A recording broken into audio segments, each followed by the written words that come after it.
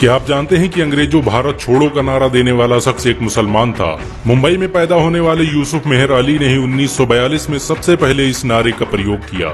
Simon go back का नारा भी यूसुफ मेहर अली ने दिया था। सहयोग आंदोलन में मुसलमानों ने बढ़ चढ़ कर हिस्सा लिया।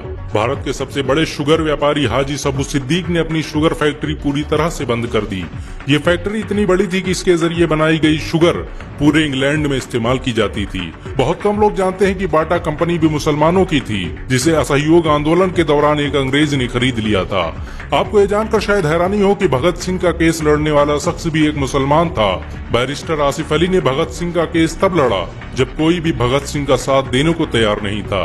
इंकलाब जिंदाबाद का नारा देने वाले हसरत मोहानी भी एक मुसलमान थे। उन्होंने ही भारत की आजादी की रूपरेखा तैयार की थी। इतिहासकारों के मुताबिक 1857 में होने वाले विद्रोह में 50,000 उलमाओं को फांसी दी गई और लाखों मुसलमान सरेआम कत्ल कर दिए गए। 1857 में दिल्ली से लेकर कलकत्ता की रोड पर ऐसा कोई पेड़ नहीं था जिस पर मुस्लिम उलमाओं की लाशें न टंगी हो।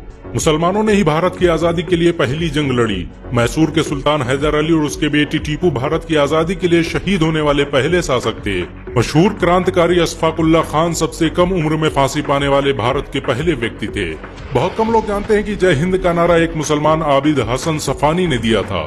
ये नारा आज भी भारतीय सेना और शासकीय प्रणाली में सम्मान स्वरूप इस्तेमाल किया जाता है। तिरंगे का निर्माण करने वाली सुरैया तैयब जी भी एक मुसलमान थी। उन्होंने ही भारत के राष्ट्रीय ध्वज को वर्तमान रूप दिया था। कानपुर में पैदा होने वाले अजीमुल्लाह खान ने ही मादरे वतन भारत की जय का नारा दिया था, जिसमें बाद में कुछ सांप्रदायिक लोगों ने माता शब्द को जोड़ दिया।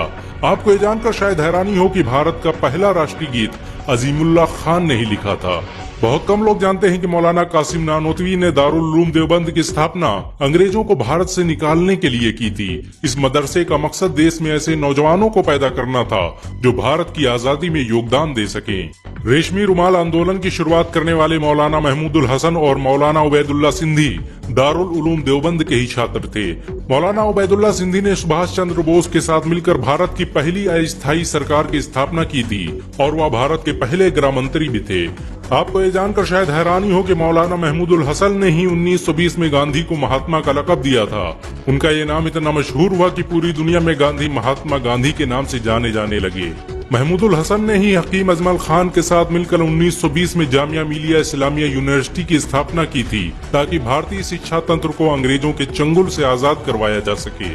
आपको ये जानकर शायद हैरानी हो कि काला पानी जैसी दर्दनाक सजाओं को पाने वाले 90% से अधिक लोग मुसलमान थे। अंडमान निकोबार में आज भी सबसे ज्यादा कब्रें मुसलमानों की हैं।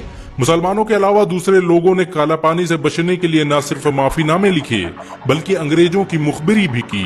मुसलमानों ने ही अंग्रेजों के खिलाफ सबसे पहले हथियार उठाए। 1772 में शाह अब्दुल अजीज ने अंग्रेजों के खिलाफ फतवा देते हुए ऐलान किया कि अंग्रेजों की गुलामी हराम है और हर मुसलमान पर फर्ज है कि वो अपने मुल्क और देश की आजादी के लिए खुद को कुर्बान कर दे।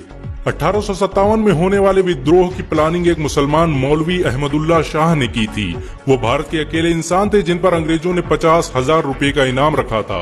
ये रकम इतनी बड़ी थी कि राजा जगन्नाथ ने पैसों की लालच में आकर अहमदुल्ला शाह की मुखबरी कर दी और अंग्रेजों ने उन्हें शहीद कर दिया। बहुत कम लोग जानते हैं कि 1857 में शहीद होने वाले 90% लोग मुसलमान थे। जालियांवाला बाग में जनरल डायर की गोलियों का निशाना बनने वाले अधिकतर लोग भी मुसलमान थे।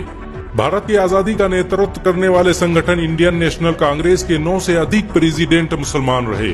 गांधी जी ने अफ्रीका में जहां वकालत की पढ़ाई की, वो कॉलेज भी एक भारतीय मुसलमान का था और वह जब भारत में आए तो उन्होंने आजादी के लिए अली ब्रदर्स के साथ काम करना शुरू किया, जो कि मुसलमान थे। बहुत कम लोग जानते हैं कि 1921 में केरल के मुसलमानों द्वारा अंग्रेजों के खिलाफ लड़ी गई जंग में 3,000 से अधिक मुसलमान शहीद हुए थे और 50,000 मुसलमानों के जेल में कैद कर दिया गया था। ये आंदोलन मोपला मुस्लिम आंदोलन के नाम से जाना जाता है। 1942 में शुरू हुए भारत छोड़ो आंदोलन की रूपरेखा मौलाना अबुल कलाम आजाद ने तैयार की थी। संविधान निर्माता डॉक्टर भीमराव अम्बेडकर को पहचान दिलाने में मुसलमानों का बड़ा योगदान रहा है। 1946 में जब भीमराव अम्बेडकर दलित होने की वजह से इलेक्शन हार गए तो बंगाल मुस्लिम लीग ने उन्हें मुस्लिम इलाके से इलेक्शन लड़ने की दावत दी। इस तरह भीमराव अम्बेडकर संविधान सभा का हिस्सा बन सके। अगर मुसलमान भीमराव अम्बेडकर को इलेक्शन न जिताते तो उन्हें कभी भारत के संविधान को लिखने का मौका न मिलता। भारत की आजादी के लिए सबसे ज्यादा लेख, शायरी, गीत और किताबें मुसलमानों ने ही लिखी। अल्लामा इकबाल के जरिए लिखा गया सारे जहां से अच्छा आज पूरे भारत में गाया जाता है। आपको ये जानकर शायद हैरानी होगी कि देश के लिए शहीद होने वाला पहला पत्रकार मौलाना मीर बाकर एक मुसलमान था। भारत की आजादी के लिए मुस्लिम राजाओं और महाराजाओं ने अपने खजाने खोल दिए। कोलकाता के हाजी उस्मान सईद ने अपना सब कुछ भारत की आजादी के लिए कुर्बान कर दिया। हाजी उस्मान की अमीरी का अंदाजा इसी बात से लगाया जा सकता है कि 1920 तक कोलकाता में बनने वाला हर स्कूल और हर बड़ी बिल्डिंग उन्हीं की थी। कोलकाता के पहले सुपर स्टोर कैश बाजार की बुनियाद हाजी सईद ने ही रखी थी, लेकिन बाद में उन्होंने अपनी सारी दौलत देश को दान कर दी और खुद एक किराए के घर में रहने लगे। अमीर हमजा और अब्दुल हबीब यूसुफ मरफानी जैसे मुसलमानों ने अपनी अरबों रुपये की संपत्ति देश की आजादी के लिए कुर्बान कर दी। सुभाष चंद्र बोस द्वारा अफगानिस्तान में स्थापित की गई सरकार में 9 में से 5 मंत्री मुसलमान थे। भारत की आजादी के लिए देश भर में मौजूद मस्जिदों को किलों की तरह इस्तेमाल किया गया। इन मस्जिदों में सुबह शाम हर वक्त भारत की आजादी के लिए ऐलान हुआ करते थे। आजादी के वक्त कोई मस्जिद ऐसी नहीं थी जिसकी दीवारों पर मुसलमानों का खून न लगा हो। इन सब के अलावा ऐसे करोड़ों मुसलमान हैं जिन्होंने भारत की आजादी और उसकी अस्मिता के लिए अपना सब कुछ कुर्बान कर दिया। सच तो ये है कि भारत की आजादी मुसलमानों के बगैर मुमकिन न थी। भारत आज भी आजादी के लिए मुसलमानों का एहसानमंद है।